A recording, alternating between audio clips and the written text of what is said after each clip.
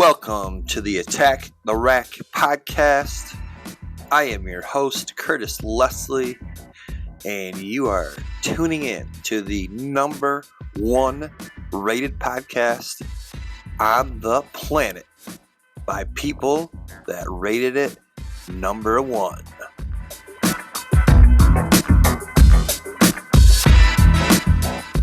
All right, welcome to episode number 15 of the Attack the Rack podcast.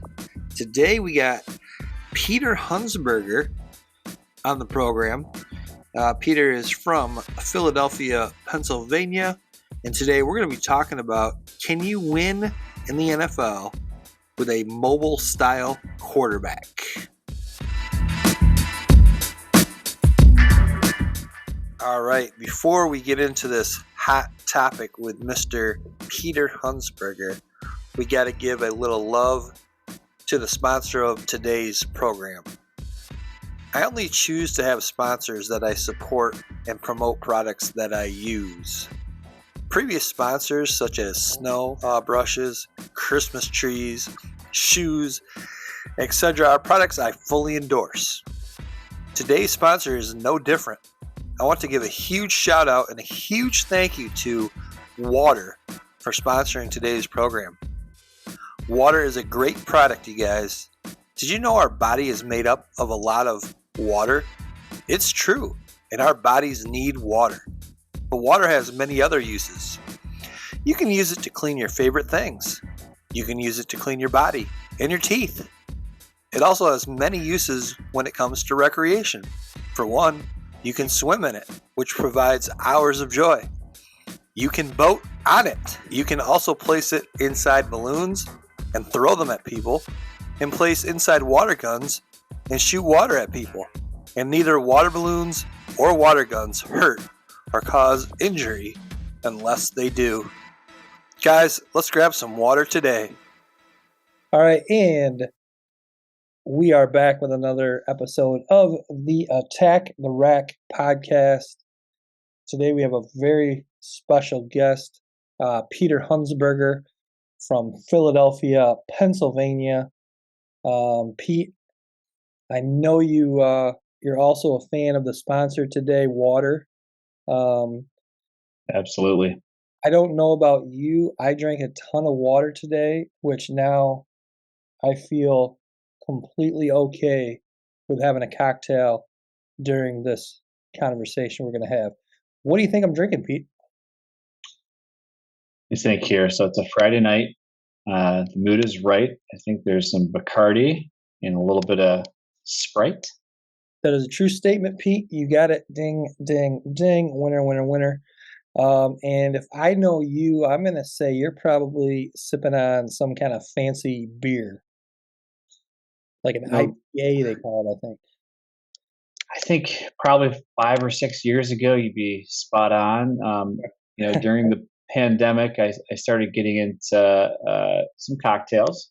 Sure. As one does when they hit their 40s, and started drinking Manhattans. And so I'm back to my pandemic roots here with a nice Manhattan and nice stiff drink to end the week on top. Nice. Well deserved. Well deserved. I know you just had to travel to and from New York City. I'm guessing you are pretty tired. So again, greatly appreciate you joining the program today. Absolutely glad to be here. Excited to chat. Yeah. So Pete, we're going to talk about kind of the mobile quarterback versus the pocket quarterback, pocket style quarterback. Can you be successful with a mobile quarterback or not? We'll dive into that shortly. Before we do, you and I have quite a long history. We've known each other for 30 years now. Coming up on that, I think, yeah. Yeah, we knew each other a little bit in middle school. We did go to two different middle schools that both funneled into Holland High School, and I believe we really became fast friends in our 9th grade civics class with Mrs. Madej, favorite teacher of all time, probably one of top five probably. Top five, yes. We also did play JV soccer together that year, and we really connected too with a couple special things in regards to college basketball. We started something called the CP poll. It was the Kurt and Pete top 25 weekly college basketball poll. And then we also started, and you were definitely the head of this, but we had a pretty dang good March Madness pool every year. Still going to this day, run by you. Do a phenomenal job with that. And speaking of soccer, that was a pretty important part of your life growing up. Yeah, it was. And, I want to even go back to where we first met, because as I was preparing for this discussion here, I was thinking back, and I had a faint memory. I wanted to see if you could confirm it or deny it. Mm-hmm. I believe it was eighth grade. As you said, we didn't go to the same school, but I faintly remember riding with you and your parents to the Holland High. Was it the regional final or something against Flint Northern? Yeah, okay, so that would have been the quarterfinal. Quarterfinal, okay. Yeah, it very well could have been. And here's why I remember it. Yeah. We, amongst high schoolers, we were eighth graders, and there was a group of us that decided to take our shirts off to have our chests painted by a couple gals. Sure. From our class. And I remember as the gals were kind of working their way amongst us, spelling out the word Dutch and putting the paint on our chests, they encountered a happy trail that they had not seen the likes of before. And looking back, I should have probably had more pride and yeah, given some winks, but at the time was more taken aback at I think how frightened the girls were at seeing the thickness of said happy trail. And as you can see now, I still rock the beard, the facial hair side of things. But I believe that was our first time hanging out, I think, on that ride back that game. Yeah, and you should have been pretty proud of that happy trail as an eighth grader. I mean, yeah, I think so. I think it was hard to know how to. It's hard to know how to respond in that moment. But looking back, I have great pride in a 14-year-old. At that level, I was already shaving my mustache at that age, so I was a early bloomer when it came to body hair, and I've kind of rocked the beard ever since. Anyway, so getting back to your point, sorry to divert us here. Oh, that's great. Soccer was definitely a big part of my life, and it was a I think similar to you with basketball, and there are certain sports where you kind of develop some identity within that sport. You develop friendships and a passion and sort of an interest in the sport more globally.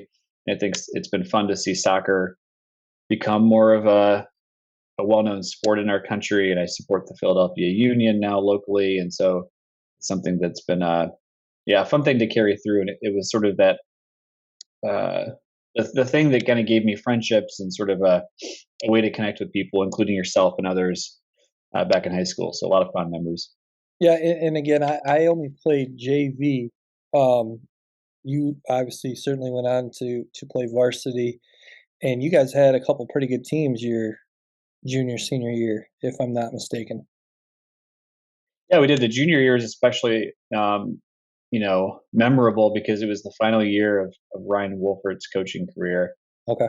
And, we had some ups and downs during the season, but we sort of caught fire, in the starting with districts and then making it through to regionals, made it to the regional final and lost 1-0 to a really top-notch Grand Haven team.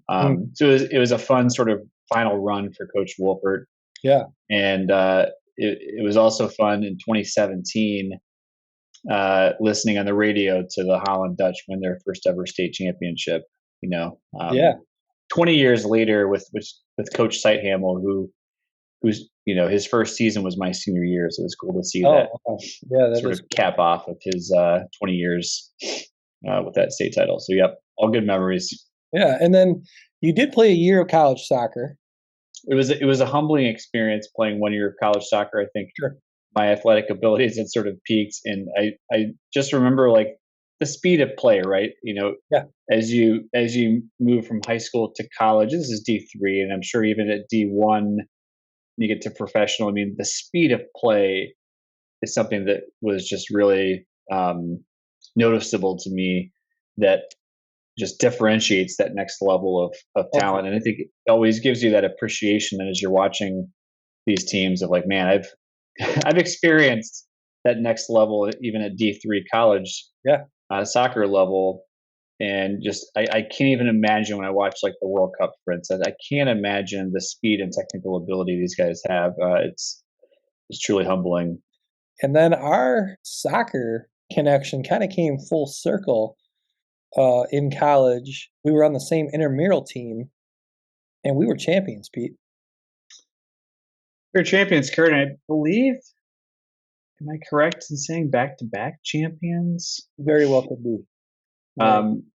Yes, great memories. I think the moment for me that was still so memorable was, we, both you and I, Kurt, amongst some of our other friends, became big soccer fans of the Hope soccer team. We started wearing Yes. costumes and we started chants Oh yeah. and kind of bringing a little bit of that, hooliganism to the Hope soccer, uh, you know, fan world. And so during our final in our intramural match, the Hope soccer team, who were so Yes. appreciative of our support during the year, dressed up in our costumes and came, banged the drum, and cheered us on. And it was a it was a cool moment. It And was. Pete, another thing that we have in common, and probably something that, despite you've lived in a number of different places, um, despite all that, one thing that's probably connected us still all these years is our fantasy football league. Started in 1996. I think you probably joined pretty early there, 99, 2000, something like that. 99, So I think you're right. Yep. okay, so we've been together in the same fantasy football league for 20 plus years, and I think that's definitely been a way that we've been able to continue to connect. There is one player in that league that's been in it from year one, 26 years, that's never won it. Can you believe that? I can't believe it. That streak has to end. Yeah, Statistics. Typically things will converge, yeah. and that individual, who we won't name, will likely win one I in the hope coming years. But I definitely hope so. All right, Pete. So one thing that I find fascinating about you, and one thing I love hearing you talk about, is you're such a data guy. You're a stat guy. You're an analytical guy, and you relate all that to sports. What a number of years ago, I remember hearing you on another. I don't know if was it a radio show or a podcast. This might have been before the podcast era, even. And the topic had something to do with college quarterbacks.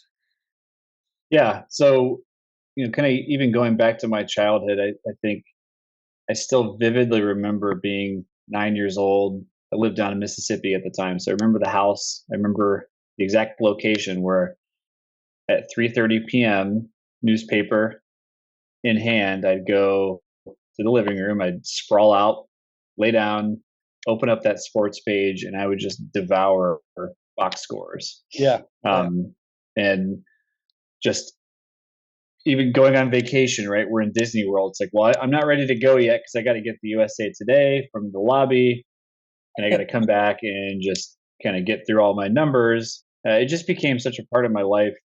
Baseball cards. I know you and I have similar memories of just flipping those cards over, reading stats. So I think it had always been something that I enjoyed. And fantasy football is a way to, have an outlet for that, and kind of channel some of that obsession. But as I got into my professional career, and accounting and finance was my background, uh, I'd read a few books and started to get interested in econ, and just this idea that you can use data to help answer questions and problem solving. And so started developing some of that interest. And as I was pursuing a master's degree in econ, I had this opportunity my last year to do an independent research project. And I remember the advice my wife gave me. She just came off of her master's thesis, and so she had some great advice. She said, "You're going to spend a lot of time on this topic, a lot of time digging into data, doing the research. Make sure it's something that you enjoy. Don't pick a topic that you're going to regret or get bored at or not find interesting, because you're going to need to spend a lot of time with it." So I did some brainstorming and landed on a topic of, it was kind of close to my interest at that time. So I'd been following college sports obviously for a long time, and I was always sort of intrigued by this idea that college coaches were getting paid, millions of dollars, and the growth was exponential, double digit, and the players were kind of capped out at what they could receive in terms of the education. And so there was really no upside for them. The star quarterback made the exact same kind of educational value in terms of what you might call an income, but really is just in-kind education costs as the backup kicker, right? If Right. both had a full ride. And so, I had an interest in understanding, hey, what is the worth of these college athletes? If they could be paid a fair wage, what would they be paid? And so spent that last semester of grad school. Basically, I was working full time, so it's like the weekend would come. I was a newlywed, no kids, and my wife would just know, all right, all day Saturday, I'm going to be cranking through this research project, watching football, laptop open. It was sort of a dream project. Yeah. And, I was kind of just really enamored by trying to crank through all of this data. And basically what I was trying to estimate in this research was, what was that marginal value of an elite college quarterback. So you first have to say how much are they adding to the team over an average quarterback? So what's that additional win value they're providing? How many extra wins are they worth? And then you say, all right, well, how much is a win worth to the university? And once you get those two things figured out, you can estimate, all right, this quarterback adds 3 wins to the team over like a replacement level.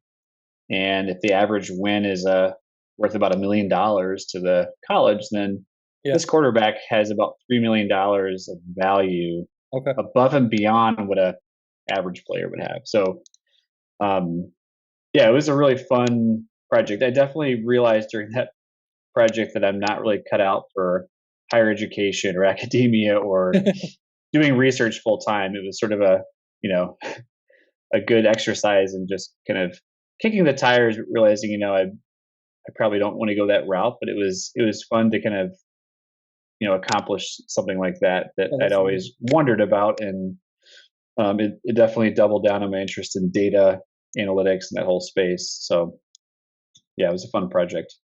Nice. All right. And that's a great kind of segue into what we're going to be talking about today, quarterbacks.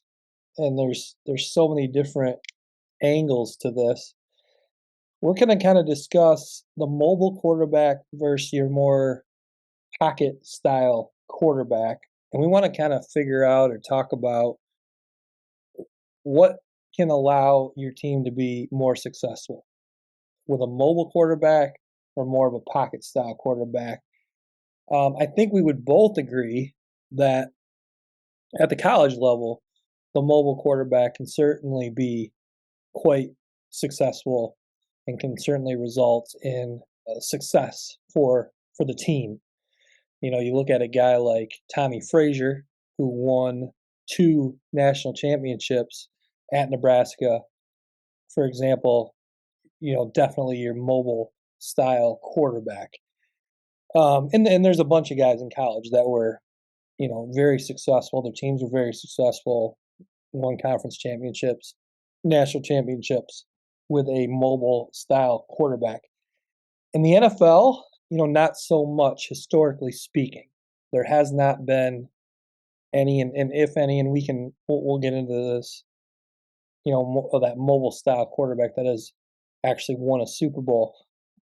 I think before we get into this, one thing we really need to kind of do is let's see if we can find some common ground on what we believe a mobile quarterback is, as opposed to a pocket style quarterback. In doing so, we'll name a few mobile quarterbacks in today's NFL. Sounds good. Yep. I would look at players in today's NFL like Lamar Jackson, obviously, Josh Allen, I would call a mobile quarterback, Kyler Murray, mobile quarterback, Justin Fields, mobile quarterback, Daniel Jones, a mobile quarterback. And the reason I would define these guys as mobile quarterbacks is because if you look at their stats, they're carrying the ball a high number of times per game, and they're putting up very good rushing yards, and they're putting up a high amount of rushing touchdowns. Is there anyone that you would want to add to that list or delete from that list? Yeah, I think, and I'll even kind of back up a little bit too. Even preparing for this podcast, admittedly, I have very little knowledge of the NFL from before probably middle school, high school time frame, let's say. Absolutely. Same here. And so, in doing the research, it's kind of interesting because you kind of start to read about folks like Grant Tarkenton and Roger Staubach and some of these sort of guys, but I really can't speak to it beyond just kind of what I'm reading and what others can read. And so I'm sure, like you, it's like you think about into the 80s and early 90s, the 49ers was a team that a lot of us saw, and I was a huge Jerry Rice fan, so I was big into the Niners. And living down in the deep south of Mississippi, we didn't have an NFL team anywhere around us. The Saints were sort of the closest team, and they were not great back then. Right. And so, when you're a kid, you don't get questioned on allegiance, or you can choose whatever team you like, and you don't get questioned on it. And I just really like the Niners. What was interesting to me is thinking back to, they won some Super Bowls, and there was some overlapping sort of era there with two quarterbacks that were very different in many ways between Montana and Steve Young. And it got me thinking about this idea of what is a mobile quarterback, what is more of a pocket passer, right? And then there's this whole concept of like what is a dual threat quarterback, right? Which I think by definition would mean they have some elements of a pocket quarterback, right? Some of the technical kind of precision and fundamentals, let's say, of like the typical passer, and then they have some of the running ability to kind of complement it. So those may be some helpful ways of bucketing players a little bit as we move along. But I think a lot of the guys you mentioned in recent periods, definitely fall into some of these. And I think Jalen Hurts, being a Philly guy these days, is the most intriguing and probably hardest to talk about, because I looked at him last year and said, this guy can't throw. And then I looked at him this year and said, he figured out how to throw. Right. And I know that's a simplified way. I know it's more nuanced than that, but the change is pretty stark. And so in my mind, it's like he almost transitions into more of a dual threat at that point, which I think is a little bit interesting. Yeah, when I look at Jalen Hurts, and when I started doing a little bit of digging on him or looking, at his statistics over the course of his, was it 3 years now? I kind of envisioned him as somebody who, prior to this year, I would have called the typical mobile quarterback, running quarterback. And then I look at him this year and I'm like, well, to me, he seems like he's transitioned into that more pocket style quarterback. I know he did spend a ton of time working on his passing game in the offseason. I forget was it Carson Palmer's brother, I think he worked with in the offseason. Anyway, so when I started looking at his statistics, he actually does have the most rushing attempts of his career this season. And he does have the most rushing touchdowns of his career this season. But he's also been a great passer. There's only been 4 games where he's been under 200 yards passing this season, and he's only thrown 5 picks. He's 12th in passing yards and 11th in passing touchdowns. So, roughly top 10 in your typical passing statistics. So, I would kind of agree with you that he would kind of be that dual threat, because I think certainly his passing numbers are great this year. But then, like I said, you look at his rushing, and wow, he's still rushing it more than he has in his career, and he's got more rushing touchdowns than he's ever had in his short career. So, yeah, I like where you put him as kind of a dual threat. Right. And it feels like it's in such stark contrast. Yeah, I was looking over his stats, and this is his 3rd year. Obviously, his first year he played kind of limited number of games towards the end of the year, and he kind of flashed some stuff. But yeah, his passer rating, his QBR, which is the ESPN metric, which actually is what I use for my grad projects. I'm fairly familiar. It's a little bit of a black box, but it's sort of trying to get at with this statistic that now is very common called expected points added. And as a quick aside, I think this is something that's, as we were preparing for this podcast, 9 years ago when I was doing my grad school project, I used QBR as a statistic in my model because there wasn't the type of data needed to get at a true expected points added in a pure way. And so I had to use this sort of ESPN proprietary metric. And it was a sticking point in my research because it's a little bit of a black box. These days, for those that follow, I think fantasy football has really added to this. The amount of data, play-by-play data, situational data, is remarkable. It's insane what people can report on almost real time. And this idea of expected points added, I think, is a good way of thinking about, for this given play based on the situation, how effective is somebody in terms of getting points for their team, right? How likely is this play going to eventually lead towards points, which is the ultimate thing we care about. And it's trying to control for if it's a 3rd and 30 and you get a 20-yard pass, it's very different than 3rd and 19 and a 20-yard pass, right? Yeah. And so it tries to control for those things. But, Jalen Hurts had a passer rating, increased 17 points year over year. His QBR is up 15 points. And to your point, it's the rushing hasn't gone away. So it's like he's continued with the rushing, and he's added, his completion percentage is up 6 points. Yards per attempt is up. All these sort of metrics indicate that he's and he passes the eye test, right? Which is always part of it. It's like, I remember last year, so I had him on my fantasy football team in 2021, and he played the Cowboys on a Monday night game. And I saw a few plays where he just seemed like his accuracy and just his technique and some things just seemed really off. And I had a moment of like, oh boy, I need to trade him right away. Trade high. He got a little better by the end of the season, but really this offseason, I feel like kudos to him, right? He obviously put the work in, and he has a new receiver in AJ Brown, which is obviously helpful. But when you watch him now, he seems just so different. And so again, kudos to him because I think he really put the time in, and literally the stats back it up. But I think it gets back to what you and I are thinking through. I think it's some of the guys you mentioned earlier, right? Justin Fields, I put in the very heavy rushing only category. Colin Kaepernick maybe to some extent, 10 years ago. Yeah, just ridiculous rushing.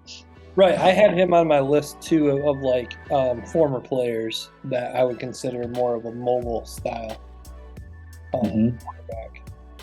All right, we're going to take a quick break, and then we will come right back with more of the Attack the Rack podcast.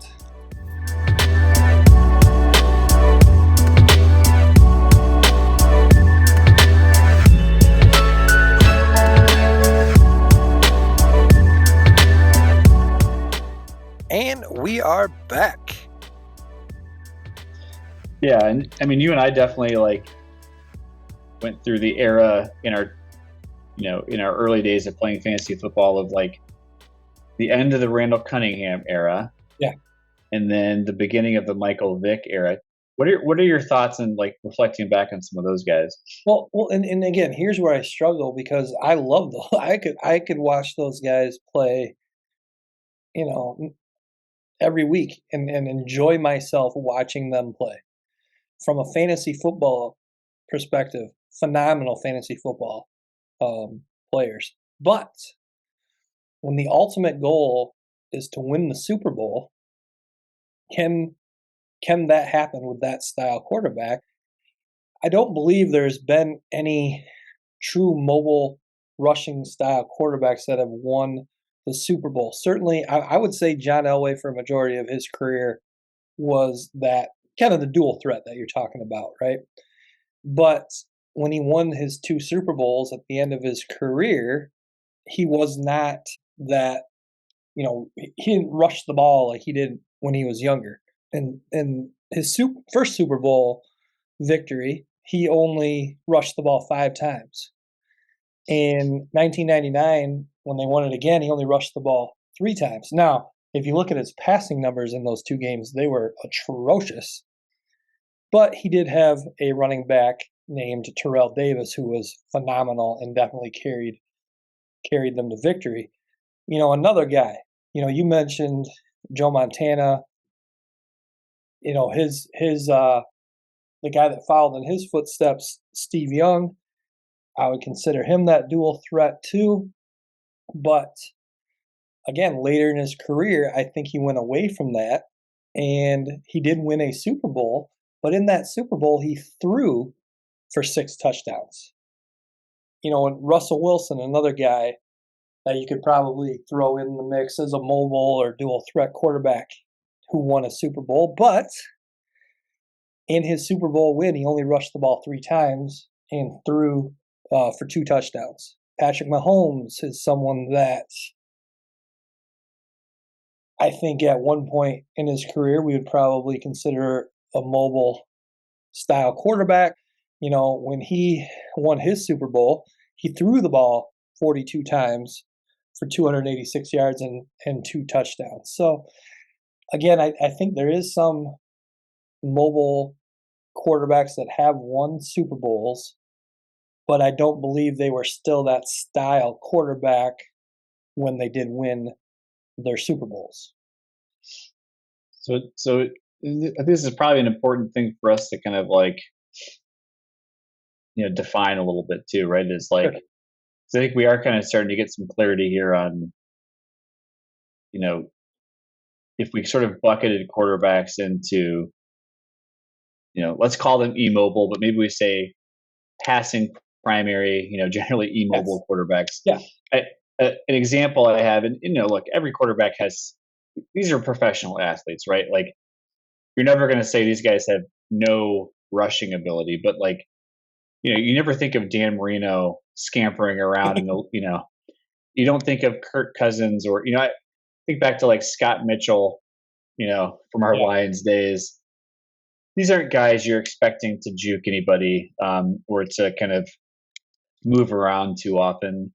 And then you've got the other extreme, let's say a Michael Vick, someone who you think of, when you think of Michael Vick, you think of him as a primary runner, right? Like even going back to, I still remember before I played fantasy football in a more formal way in high school, I think maybe you got into this too. There was this like, what did they call it? It wasn't like fantasy football, but it was some type of a contest in ESPN. It was sort of akin to fantasy. Do you remember this? Yeah, it was. Yeah, how did that work? Was it more like you weren't necessarily having the same team every week? It was like you had a certain amount of dollars to spend per week, and the guy's value would fluctuate, and you could sell. Let's say you bought a guy at 18, and then he bumped. He got up to his value being 25, and then you could sell him, and you made a $7 profit. It was something like that. I think you're onto something with your memory here, because Not sure. it was something like that. And I just remember distinctly, like, Cordell Stewart was like a little bit of a cheat code. It was my first memory of like what you might call a sort of a cheat code in this space, because he was sort of this gimmicky type player that had unique athletic ability that they could use in ways that we weren't used to for a quarterback. Right. And I'll say, like, I do want to mention too. I think it's interesting. Like, I think we probably talk less about it these days because there's more diversity and sort of rate, the racial makeup of quarterbacks. But back in the day, it's like there were very few African American quarterbacks, and I think during some period of time there were some folks that argued, like, hey, when you if you're speaking of an African American quarterback and always saying dual threat or rushing quarterback, I think I've definitely, thinking back to some of the African American quarterbacks in our past, I think have felt a little bit dismissed in terms of their passing ability. Right. I think these days there are less examples, but yeah, early in my fandom as a kid, it's like you think of like a Warren Moon and like a Cunningham, and then maybe Steve McNair more into high school. And the quarterbacks that seemed to make it, like the Warren Moons, were the more the traditional passer, and I think it started to evolve with Michael Vick and some others. And Randall Cunningham was probably the first one who, to me, had that dual threat, right? So you have a Cordell Stewart that's kind of gimmicky, Michael Vick, primary rusher. I think most of us would agree. Warren Moon, primary passer. But Randall Cunningham was just this unique, and it was fun to see him with the Vikings because he kind of had this rebirth. Yeah. And sort of exploded and had a couple of just gaudy. I think he overlapped with Randy Moss for a year, right? Like in '99 or '98. So it's kind of interesting as you think back to some of those dynamics. But it did feel like, yeah, you think of the Tommy Frazier's, right, that had this skill that really worked well in the college game.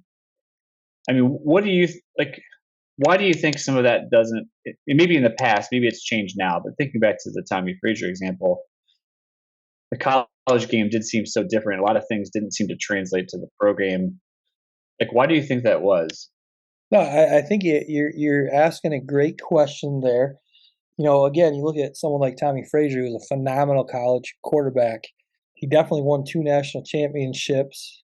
He was a quarterback of the year in 1995. But guess what? He didn't get drafted. Now, why is that? That's a phenomenal question. I think that if these NFL scouts, these coaches, these general managers, these NFL teams would have thought that having him on the roster would help them win, he certainly would have been on an NFL roster. Why did they think that they could not win with him? I think there's a number of reasons. He was small. That's an issue. And I think that defenses in the NFL are significantly better than they are in college. I think in the NFL, obviously they saw that someone like Tommy Frazier was not going to be able to pass the ball in the NFL, and all defensive coordinators would need to do then was scheme to just keep him in the pocket, and then Tommy Frazier wouldn't have been able to have any success against them. And I think that can be said for a lot of that mobile running quarterback that didn't translate into the NFL. I mean, you look at guys like Achilles Smith. He was a 3rd overall pick. Obviously did not pan out in the NFL. You mentioned Cordell Stewart. Great player, fun to watch, successful career, but didn't make it as a quarterback. Scott Frost is another guy, phenomenal college football quarterback, but his rushing style didn't obviously translate to the NFL.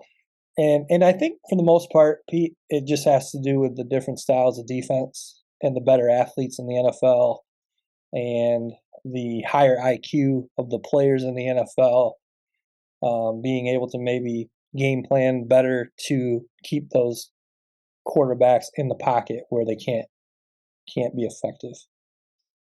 Yeah, that makes sense. And I think it's interesting. Yeah, just looking at Tommy Frazier's stats because it was a name that I hadn't thought of in quite some years. His senior year, he had 11 games, and so he passed the ball like 15 times a game, right? Yeah, So the style of offense, like the style of some of these offensive schemes was so different than the NFL that, to your point, they don't translate one to one. And I was kind of shocked. yeah.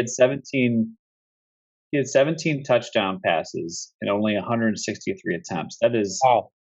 a touchdown every 9+ Yeah, attempts. And just as a comparison, Lamar Jackson's career, Pat Mahomes' career, like, it's more, 1 out of 16 or 1 out of, 1 out of 18 attempts. So, like, really weird, bizarre yeah, touchdown efficiency.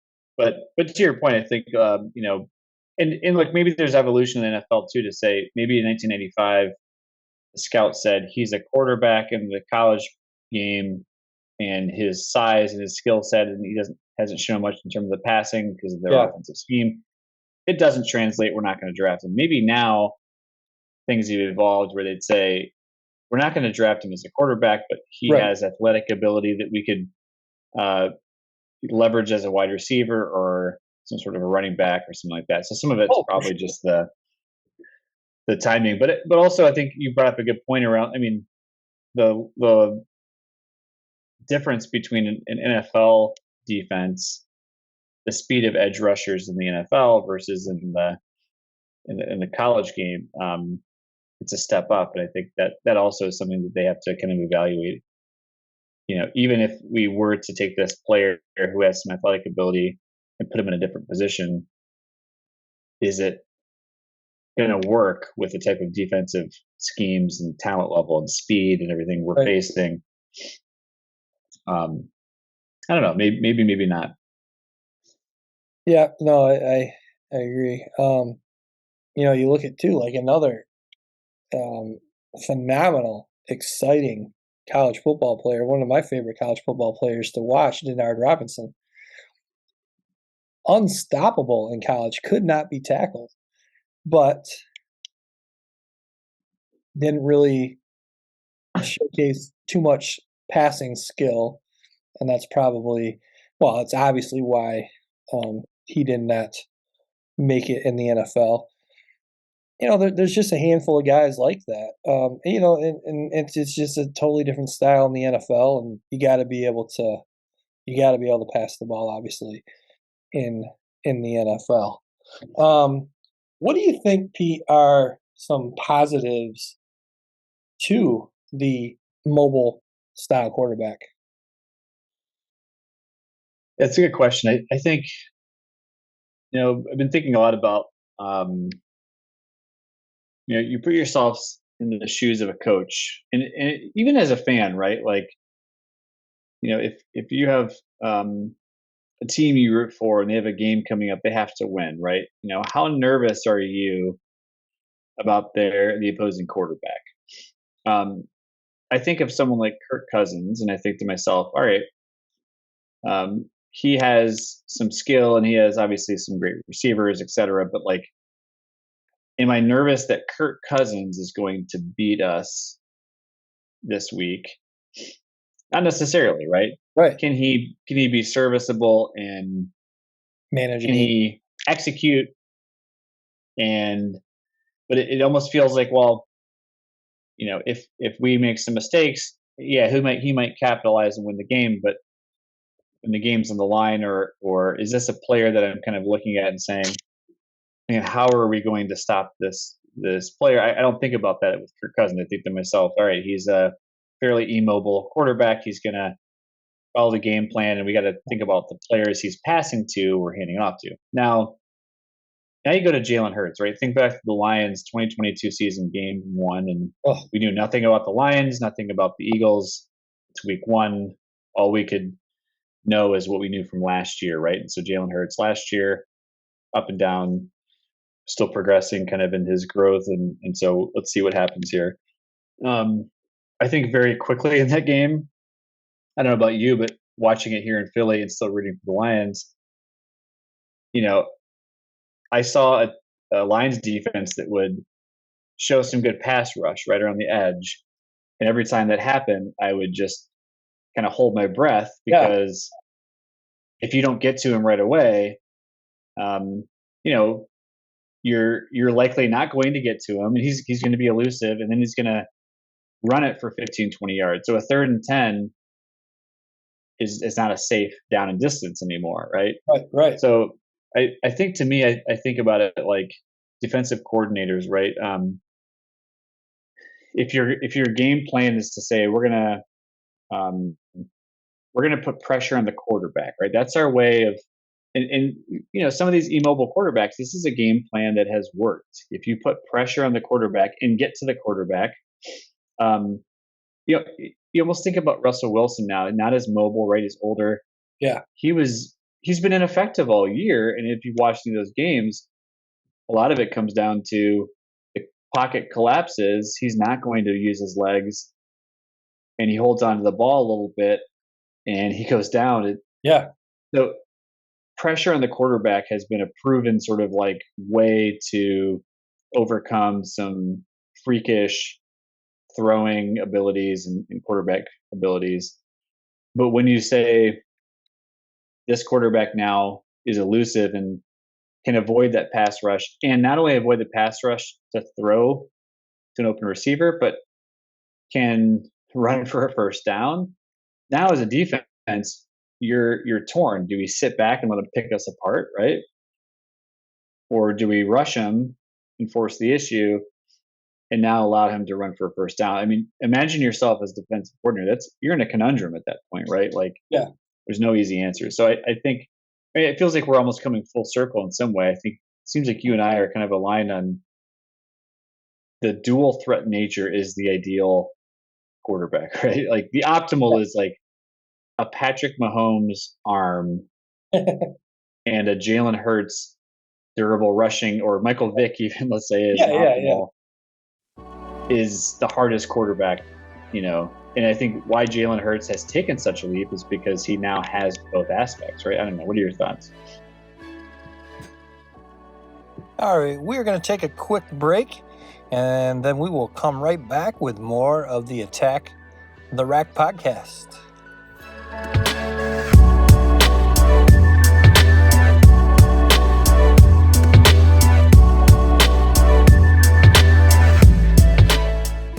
And we are back. Yeah, no, I definitely hear what you're saying. And I think that one thing would be interesting to look at, though, you mentioned Jalen Hurts in week one, who just ran all over the Lions, right? One thing we do know is the Lions defense is not that great.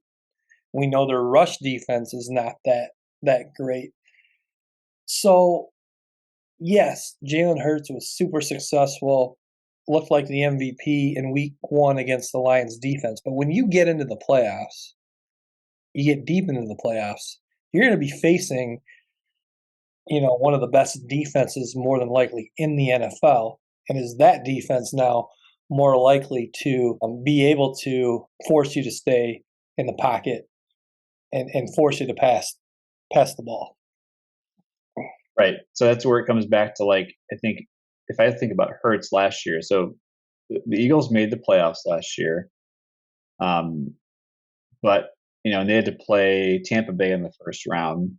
And, heading to that game again, being new to the Philly area and just kind of getting into the Eagles a little bit, and having seen Jalen up and down and kind of getting spooked, seeing some of his early season results last year. You sort of knew going in, if the Eagles got down 10, 14 points, like, they were done. Yeah. Because if Tampa, applied some pressure, but were able to cover the receivers and force Jalen to put balls in just the right spot, he wasn't going to be able to do it. Right. Um, and so the Eagles were definitely exposed. I think there's some teams that you could even name today, right? Probably more the defensive-minded teams that have more of the stable but not great quarterbacks. You put them down to scorers, like the game's sort of over.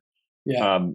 I think that's what we'll have to wait and see with Jalen. I think we've seen enough of his progress passing wise that he seems more capable now of sort of that down 2 touchdowns now. Can you lead the team back with his throwing and probably some running sprinkled in? They haven't been in a lot of positions to need to do that, but I think that's where we'll have to kind of wait and see. Can you do that? And I think if you look at some of these other quarterbacks, I think Josh Allen, where he saw his biggest growth was he started to get accurate in his throwing, right? So it does seem to be this convergence of like, can you be a running quarterback, keep the defense on their heels, but throw when you need to? Because look, I think the analytics have proven this out in the last several years, and it triggers a lot of the running backs, running back fans out in the NFL. But like running backs are generally replaceable. You can definitely see that in the data, but also, from an expected points added, like it is generally more efficient and effective to throw the ball. Just the way the NFL works, and the way I think it's also important to note. I mean, the way they've set up the rules and the penalties and all these sorts of things, like Oh yeah. it generally behooves the team to pass more than run. It's not to say that you can't be a winning team by focusing on the run like the Eagles have, but I mean, think about how much better the Eagles are this year with AJ Brown and with Hurts throwing the ball. It takes them from a squeak in the playoffs to like a top seed in the NFC. Yeah. The defense is a part of that. It's not just in a vacuum, but so yeah, in general, I think the way the NFL goes, you have to be a passing team to succeed. But I think what we're maybe seeing is this convergence of like an ideal spot might be to find that the Josh Allen, the Hurts. I mean, Mahomes to some extent, not as much. Yeah. Yep. Who can be an established kind of like elusive runner, but oh wait a minute, they're accurate as a thrower, Right. and can connect with these elite receivers. Like that might be the model that we see going forward as the most effective. Yeah, I would agree with that. And Josh Allen, he's over 4,000 yards passing this season. He's third in the NFL with 32 passing touchdowns, but he's also on pace to have the most rushing attempts of his career, the most rushing yards of his career, and the most rushing TDs of his career. So yeah, maybe the game is transitioning to the dual threat. But again, I'm just going to go back to until one of these guys wins a Super Bowl, I still question whether that's the route to go. Pete, let me ask you this: what do you think of Justin Fields? Man, Justin Fields, he's a fascinating player. I think both of us play fantasy football, and we know that he's been a little bit of a cheat code this year. I think what was sort of interesting to watch was how he finally was unleashed as a runner this year. But the Bears have been a hard team to understand from day one. I think with a roster that heading into the year, I think lots of folks were taking the under on wins for the Bears because look at their roster and you say, Yikes! Cole Kmet's your number one option at receiver. You're not looking too good. Obviously lost Allen Robinson, who had a tough year last year. Just didn't seem to have a lot in that roster. And I think what was strange was that last year Justin Fields wasn't really used much in the way people thought he should have. So I think the big question was, with the new coach, how would they unleash him? But do they even have the players around him to make him viable? Is the defense going to hold up? But I think what's been interesting is he, he's had some moments where he's been effective as a passer, but they've really unleashed him as a runner in ways we haven't seen in quite some time. I mean, just some gaudy 60-yard touchdown runs, the kind of stuff you just don't see very often. So what I'm curious of is when he has some talent around him, and maybe they'll sort of adjust the offensive scheme a little bit. Like, I think the jury's still out on whether he'll be able to help them win games, right? Like, Yeah. I feel like their record is not indicative of how they've stayed in games too, right? I mean, what are they? Are they 3-12 right now, or Yeah, 3-12. They were hanging with the Eagles this past week, and or a few weeks back, I can't remember now, but didn't they either hang with or they beat the Niners, didn't they? It was the first game of the year, I think, that rainy opening weekend. Yeah. And so they've had some, a pretty typical kind of Bears week is like they start out the game well, they're running it well. Even if they get a little bit behind, they're running it well. Fields has some magical plays. They make games interesting. And I think with that roster, some might look at 3-12 and say complete disaster. I look at that and say, ignore the record. Like, look at the actual games they've played in, and they've been more competitive than I think they probably should be based on their roster. But right, I'm not quite ready. I think because of the lack of talent around him, I'm not ready to say Fields is a one-trick pony, and this is another example of how a rushing-only quarterback can't succeed. I think he does have passing ability. I just don't feel like their game plan is like they're a very run-heavy team, which in the NFL you might question based on unless you're the Eagles or and again, the Eagles have balanced themselves out quite well this year. I just think he needs more talent around him to really understand whether he's going to be a long-term kind of solid pro quarterback. Yeah, I would fully agree with that. The sample size is not big enough yet to make a call on him. But one thing I think if you close your eyes and you put him on the Buffalo Bills or the Kansas City Chiefs or the Philadelphia Eagles, would he be successful? I think we both agree, obviously, that to be successful, you need to throw the ball. And we haven't seen that from him yet. But who's he going to throw the ball to? But I don't think the Bears, they're not going to ever be successful utilizing him in the way that they're utilizing him.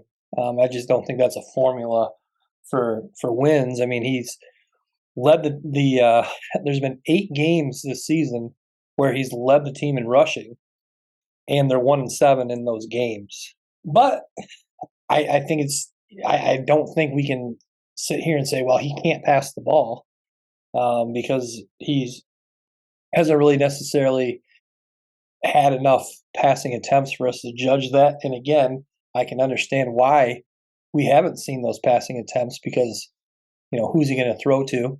The offensive line, they don't give him enough time to probably pass the ball either. So I think it's too early to call that. But the way they are utilizing him, I don't think will ever be successful.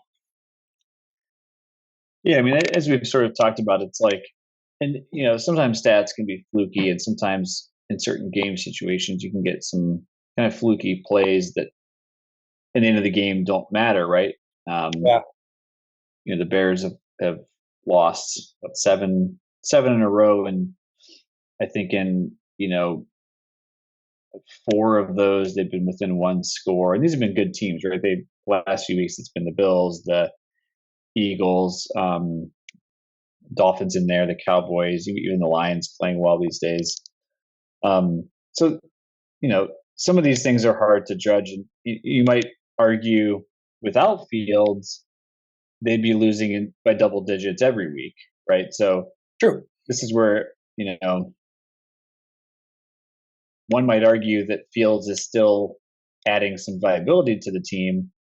But at the end of the day, the NFL is about wins and losses. And I think, to your point, I think we kind of need to see a team built up around him a little bit. And we need the coaches to evolve probably in terms of, the modern NFL. Look, some people argue that,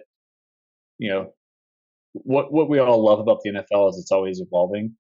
So could they be finding a little niche where, hey, we're going to run the ball to kind of go against the grain, right? The way the Falcons sort of are. I'll believe it when I see it, because the NFL to me is it's a passing league.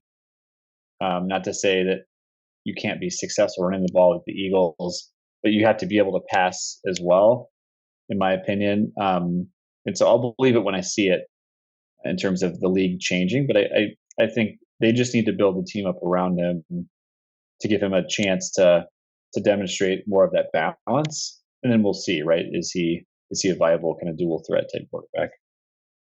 And the other thing too with someone like Fields, if he continues to run the ball as much as he does, he's going to get hurt. These rushing style quarterbacks, I think a negative to that style of play is the likelihood of injury. Yeah.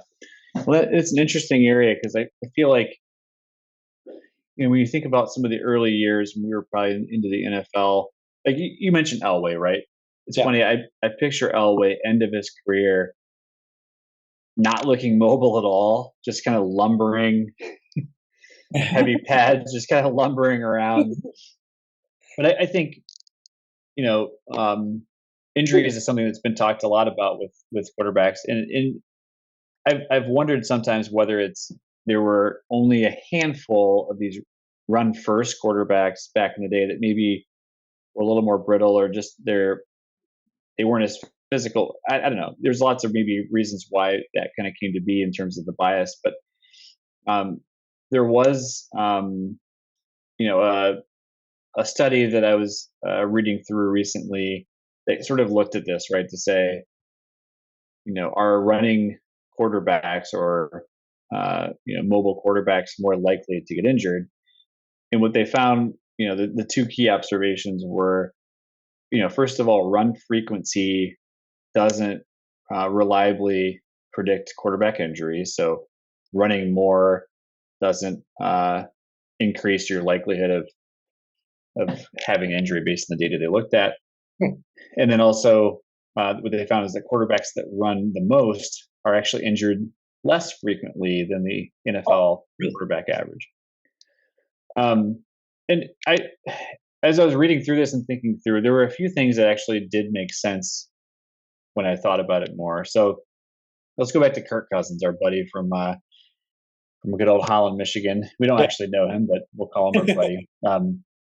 So picture Cousins in the pocket, right? And the pocket collapsing around him, right? To me, the most dangerous, moment for a quarterback or an NFL player is getting hit without knowing it's coming, and or rolled up, by a lineman that's getting pushed into you, right? So if you think about an immobile quarterback sitting in the pocket, not able to move around much, pocket collapses, and so to me that's like injury risk right there. Now you think of a mobile quarterback, right? Lamar Jackson, the pocket starts to collapse. He's just like, a ninja back there, just jumping around, scooting out. Not to say he's not sacked occasionally and et cetera, but in theory, he's going to be much quicker and able to kind of escape and be elusive in that moment. So he avoids that sort of high risk, high injury risk, maybe in my mind, situation.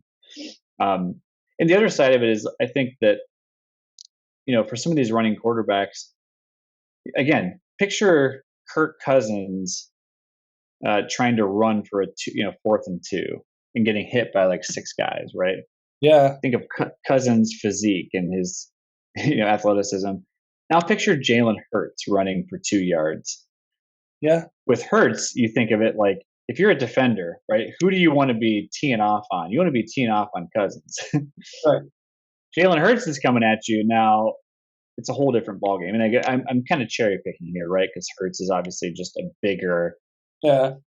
more athletic quarterback. But I think that's sort of the idea here, and the thinking is that sort of aligns with, I think, some of the research that was done, which is that to be a running quarterback, you have to have some level of athleticism that both helps you avoid injuries, right? You can kind of more quickly avoid something in the pocket or out of the pocket, and also you're going to have a little more physicality because as you're proactively running out in the open field, you're you're going to be taking on things a little bit more clearly. And look, let's also just call it what it is. The NFL is a league that's built around quarterbacks, and the rules are more and more helping quarterbacks avoid injuries. I think this Yeah. becomes a less of an issue, I think, in many ways as we go forward. But I don't know. We'll see. No, that's pretty fascinating to think about. I mean, that makes sense. I mean, if you think about it, where are these quarterbacks taking the most ferocious, dangerous hits? When they're in the pocket. When they're running down the field, they're not necessarily getting blasted like they are in the pocket. So no, that's pretty interesting. Pretty interesting. All right, well, Pete, thank you so much for joining the program today. This has been a ton of fun. Would love to have you back discussing more topics such as this. But before we let you go, there is a way that we end the program, and that's with a few questions for you. I'm a list guy. I like top fives. Okay. So, first question for you, being that we've been talking about football today, I want to know your five favorite all-time football players, and that's favorite players, not best players. Who your five favorite football players are. They don't have to have played in the NFL. So yeah, five favorite players. Alrighty. I mean, it's very easy at the top, so we'll start there. It gets a little tougher and you get down to like number 4 or 5. So for sure, Barry Sanders. Moved to Michigan when I was 10, 1990. And just remember every Sunday, watching the Lions. Had that early playoff success we haven't seen since. Playoff win. Almost making it to the Super Bowl. But yeah, Barry, just such a unique talent that I don't think we'll ever see again. I mean, a player is great when they have new players come up that they try to compare to say, oh, he's like Barry Sanders.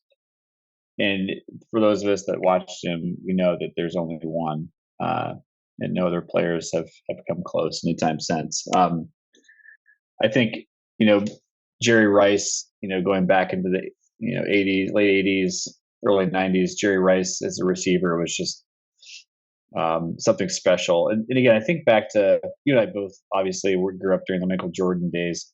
Yeah. Certain players where when their team is playing and like your eyes are glued on that player. You want every play to involve that player because of their specialness and uniqueness and just Jerry Rice was up there. So the next few I'll kind of list. One is a more recent one, but I'll get to him at the end here. My dad grew up most of his life in Miami, and so he's grew up kind of near the Orange Bowl, I guess it is, and would hear the games going on there. Miami Hurricanes, and so he's always been big into some of the Florida college football, but also a Dolphins fan. So 80s, 90s, kind of growing up. When Marina was playing, my dad would be all eyes, and just the fun nature of the passing game with the Dolphins before it became the thing that the NFL was. So Marino was a special player for me to watch. Just kind of some of the gaudy stats and the passing attack was fun to watch. The next one I'll say is a player on a team that I grew to like because I had some family that lived in Buffalo, New York, and so during the heyday of the Bills, would sort of got into the Bills a little bit through them, through my cousin and my uncle, and watching games with them, and also his connection to Barry Sanders in the college days of Oklahoma State. But Thurman Thomas, another player that was one of the first that I remember to kind of encapsulate an all-purpose running back, right? Someone that could, in fantasy football now, we crave the LaDainian Tomlinsons, those that can catch and run, and Austin Eckler is like a fun player now.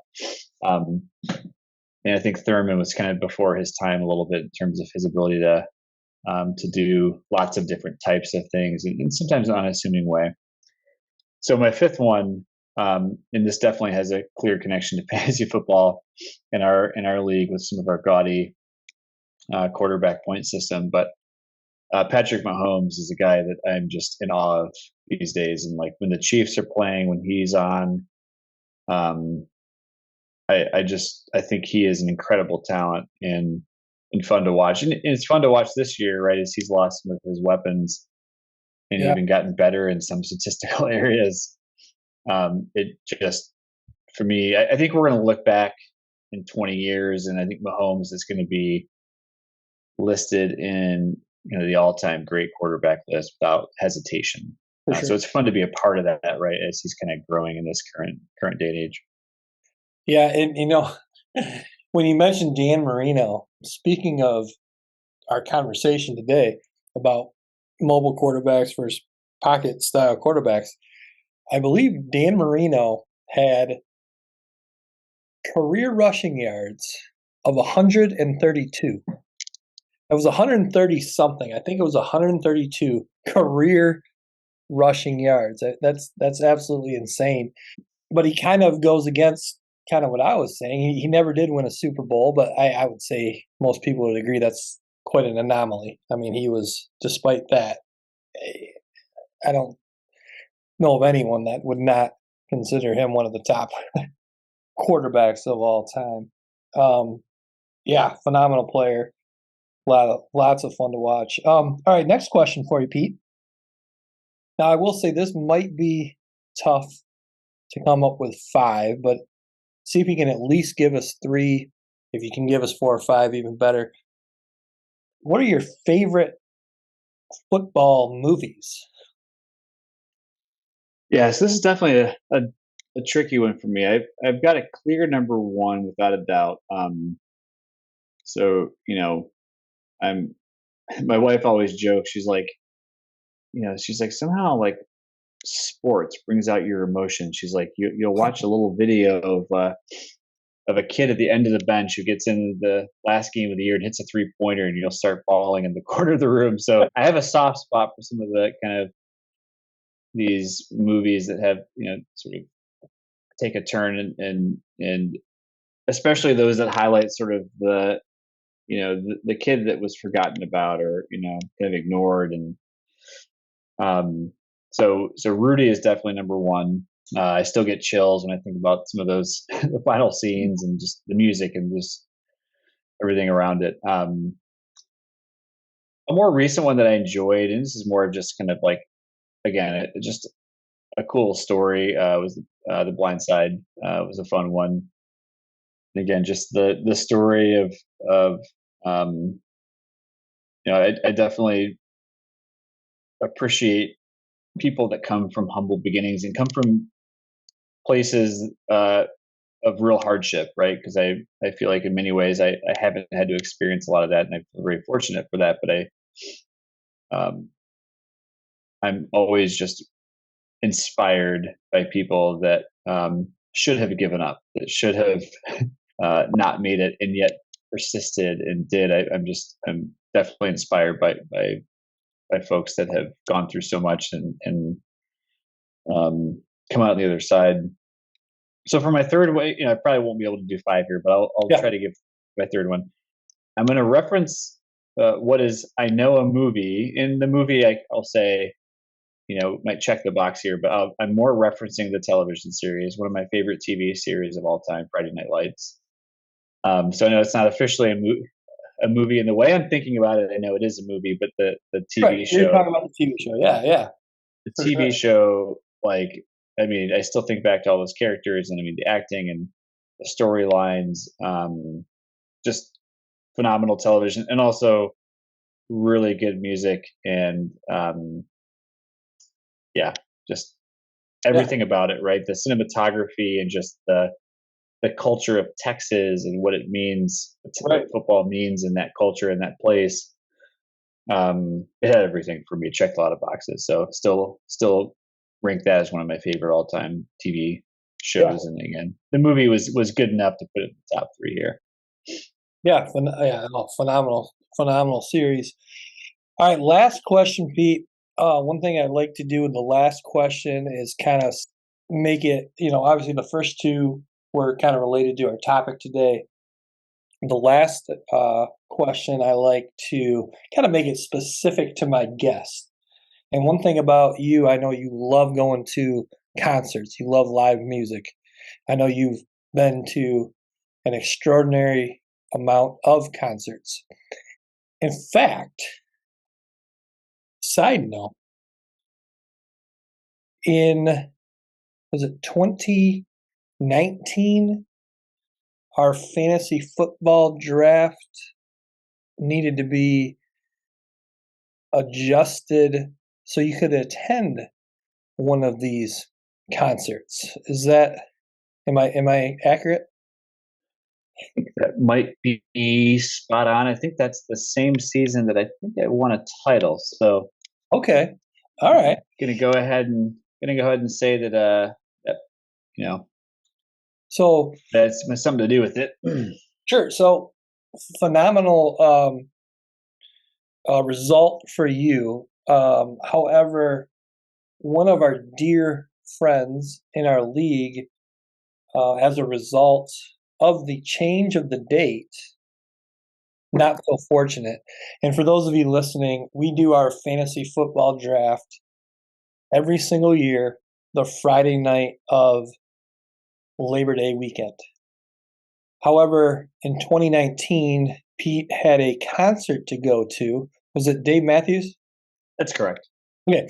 So Pete had a Dave Matthews band concert to attend that weekend. And being the selfless human beings we are in our league, we decided, hey, you know what, Pete? We want you to go to that concert. We know it's a passion of yours. We are willing to move the draft a week earlier for you. Now, one of the reasons we wait to do the draft when we do is preseason games are completed. But by moving the draft a week earlier, there was still preseason games going on. In fact, there was a team by the name of the Indianapolis Colts that were actually playing that night. One of our dear, dear friends drafted a player by the name of Andrew Luck that night. And I believe less than an hour later, it had been announced that Mr. Andrew Luck was retiring from the game of football.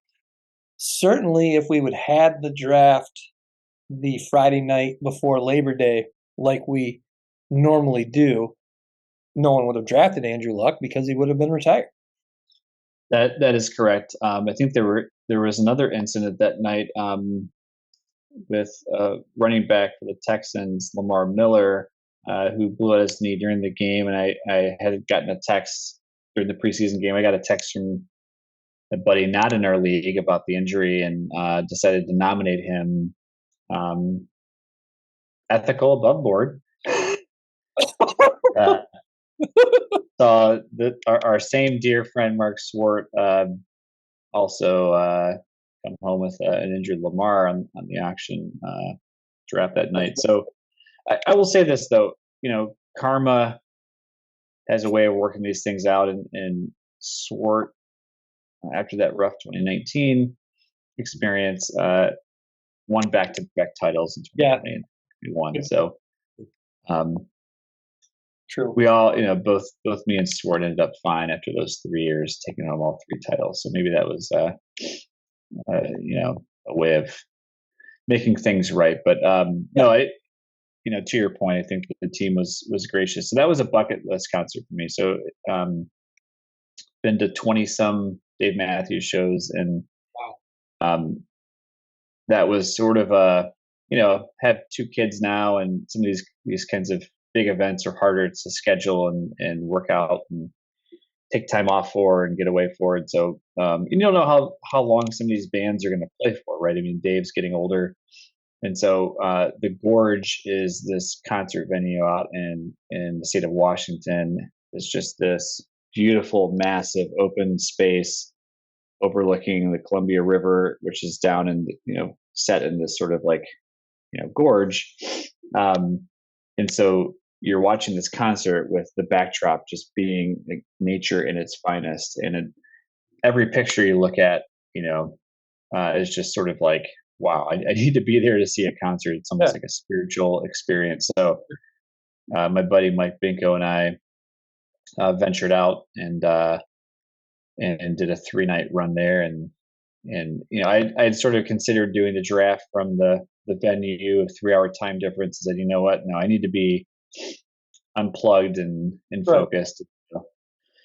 That experience that weekend definitely has to be in the top 5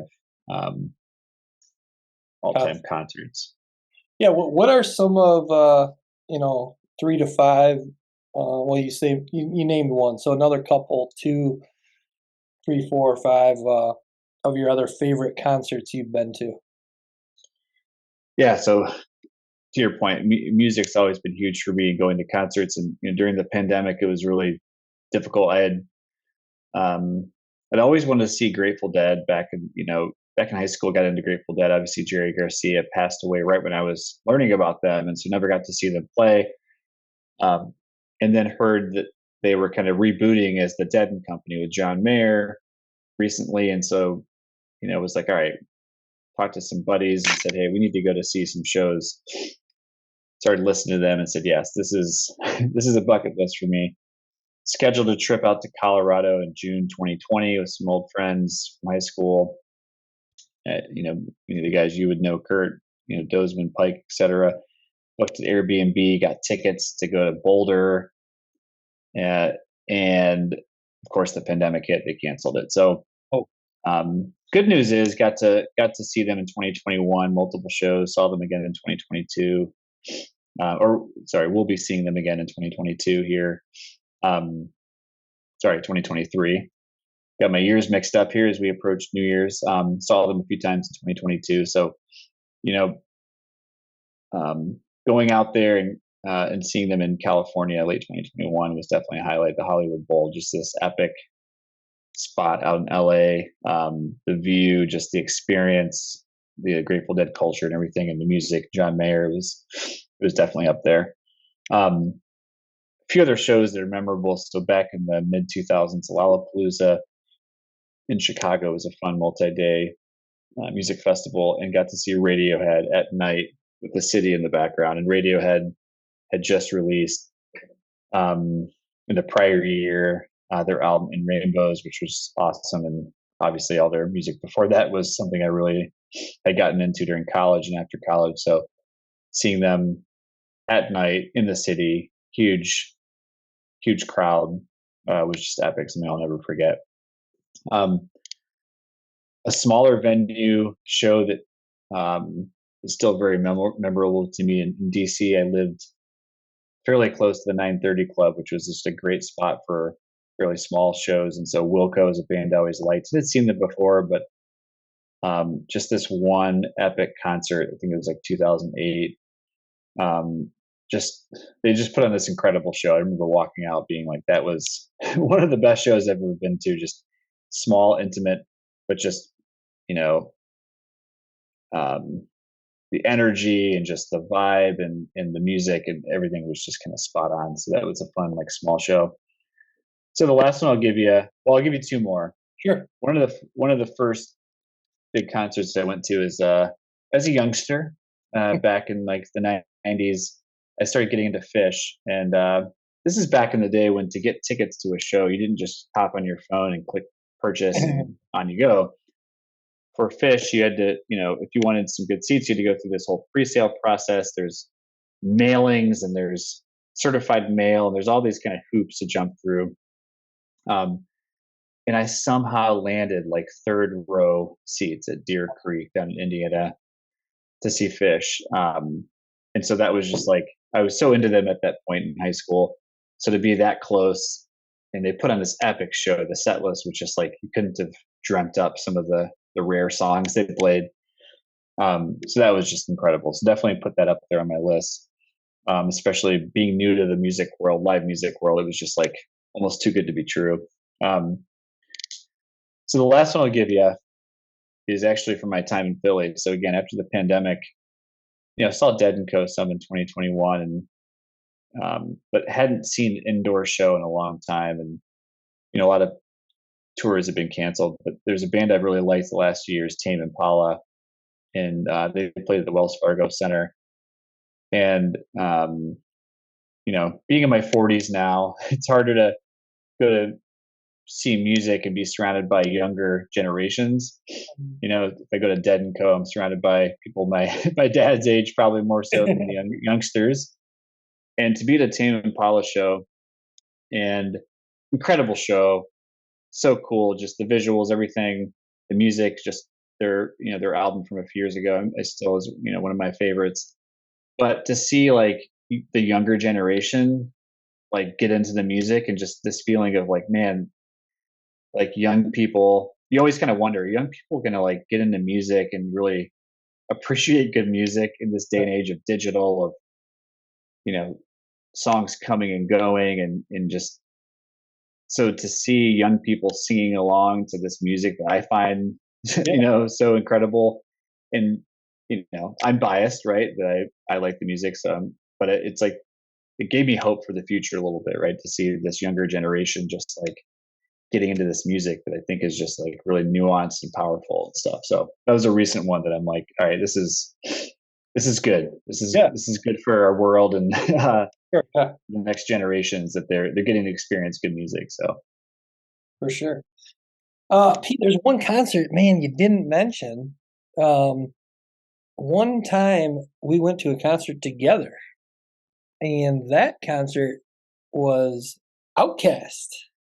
Remember that? Oh my goodness, I do remember that. If you had asked me for like top 10 albums, I would have definitely put Outkast at one of the Outkast albums on there.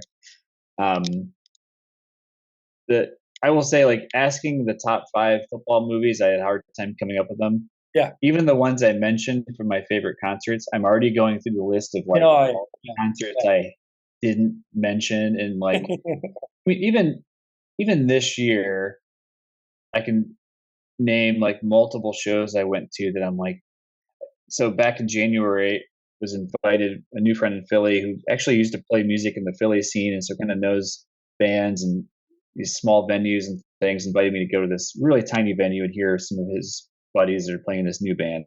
Yeah. Probably 30 people there, right? Yeah. Just coming out of the pandemic, things had just sort of opened up a little bit. And I'd never heard this band or this music. And I literally, it was like a spiritual experience going there for 2 hours. I was just like, the music and just the vibe and the energy of people around me. There's just something about live music that is just like incredible. I agree. So to your point, like I could probably sit here and talk through the next 20. I could probably go top 20, top 25 and still have concerts I'm like forgetting about. Yeah, if I ask you the same question in 2 weeks, you might give me 5 different shows. Absolutely. It's actually something I've been thinking about lately. It's like I want to start to write. I want to start to kind of document and keep track of all the shows I've been to, right? So when I'm old and gray, I can kind of look back, because I think part of the having memories even of which shows I've been to. Like you mentioned Outcast, and it's like, how could I forget about going to Outcast? But it's like, there's so many of these, like, I think of like this Guster show I went to in 2005, right? I left just feeling like, wow, like, what did I just experience? There's some of these shows you walk out of just like, whoa, like that was something unique. And then you forget about it a few years later just because it's, there's so many shows you're continuing to go to and experience. So it's definitely something I've been thinking about, like trying to document all the great music I've been able to see over the years, because it is such a big part of my life. So great memory. And we need to like have a separate podcast where we kind of go through the set list on that one and talk it through. Yeah, for sure. All right, Pete. Well, hey, thank you again so much. I can't tell you how much I appreciate your time and appreciate you joining the program today. This has been a ton of fun. We definitely got to do this more often. Happy New Year to you and your family, and we will see you on the next one. Same to you, Curtis. I appreciate it. It's been great, and we'll talk more soon, buddy. All right. Please subscribe to the channel, like, comment, and share.